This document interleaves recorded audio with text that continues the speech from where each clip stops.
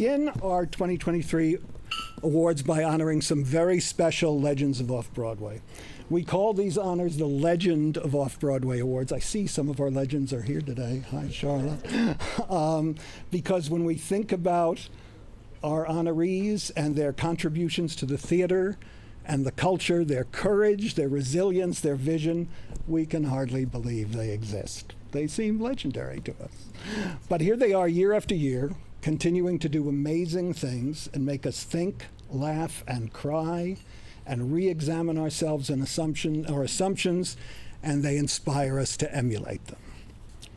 So, on to the 2023 Legend of Off-Broadway Awards. For our first award, I want to bring up to the podium to present the award a person who knows our first honoree from way back when and can really tell you his story. Please welcome our favorite publicist and the Vice President of the Off Broadway Alliance, David Gersten. I'm honored to introduce this afternoon's first honoree, my friend, my colleague, my mentor, David Rothenberg. I had a lot of funny, crazy stories prepared, but I was told I couldn't tell any of those. So we're not going to talk about David Rothenberg, the press agent. We're not going to talk about David the producer, or David the writer, or David the radio host. We're going to talk about David the change maker. David Rothenberg epitomizes the power of theater to change the world. In 1967, David produced his second show off Broadway, John Herbert's Fortune in Men's Eyes. As part of his promotion of the show, he began a series of talkbacks after the performance. Through word of mouth, formerly incarcerated folks came to these talkbacks, and came to the show and came to the talkbacks in the little Actors Playhouse down in the village. They shared their personal stories with other members of the audience. Then Rothenberg began to invite others to the show, parole officers, elected officials, and others with the power to change the world with him. This led to the founding of the Fortune Society, to foster a world where those who are incarcerated can thrive as positive, contributing members of society. More than 50 years later, Fortune has helped tens of thousands of people successfully re-enter society, transforming and rebuilding their lives after incarceration. But David was not finished telling that story. So 40 years after the premiere of Fortune in Men's Eyes, he returned off Broadway to present The Castle, which he directed, featuring 4 formerly incarcerated performers telling their own stories. It is for all this and so much more that I am proud to present the 2023 Legend of Off-Broadway Award to David Paul Rothenberg.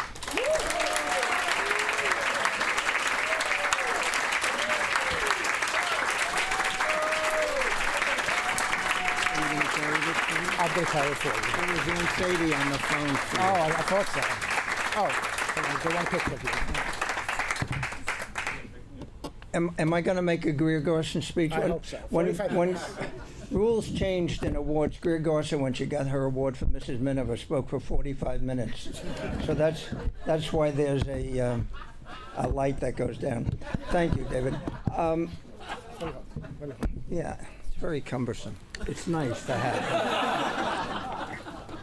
I do want to congratulate the world of Off-Broadway. Before I talk about Fortune, and I'll do it in under 45 minutes, this year, some of the things that I have seen, Manhattan Theatre Club's production of King James, Classic Theatre of Harlem's Twelfth Night, the Mint Theater's Becomes a Woman, Pan-Asian Company's Los Otros, the Public Theater production of Fat Ham, MCC's Soft, the Classic State Theater, the 2 revival musicals, A Man of No Importance and Merrily We Roll Along, the Irish Rep revival, the brilliant revival of Ionesco's Endgame, and now at the Roundabout, a production that's to see the performance of, I want to get his name right, William Jackson Harper in Primary Trust is extraordinary. It's a performance of a lifetime.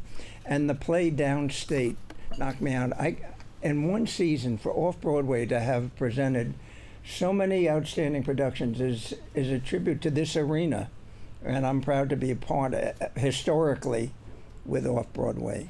As David said, in 1967, I produced a play, and it didn't know it would change my life, and ultimately the lives of thousands of men and women that would come after.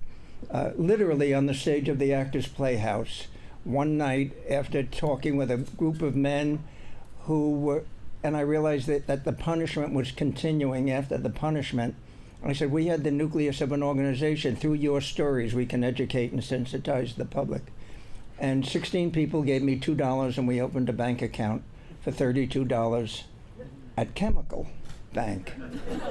And we've outlasted Chemical. And the Fortune Society today has a staff of over 400 people. Our residence, the Castle at 140th Street, is the first of 6. Joanne Page, who succeeded me, is the Jane Jacobs of modern creativity for homeless people and for affordable housing. And my team is Sherry Goldstein and Stanley Richards from Fortune are here. I never knew that the theater would lead me into Attica during the prison uprising. It prepared you for it, though. It prepared. They were a little friendly. Actually, I just want to tell you this: that at the we were there overnight during. Some of you are so young. I might be telling you about the Alamo. Attica was a prison uprising, and we were being introduced. We all had to make a speech, and Herbert X. Blyden said. The next speaker is the producer of the off-Broadway play Fortune of Men's Eyes. And years later, I told Herbert that I'm probably the only person in the history of penology to be introduced in a riot with his theater credits. And I told him that I missed a lot of shows that could have been included.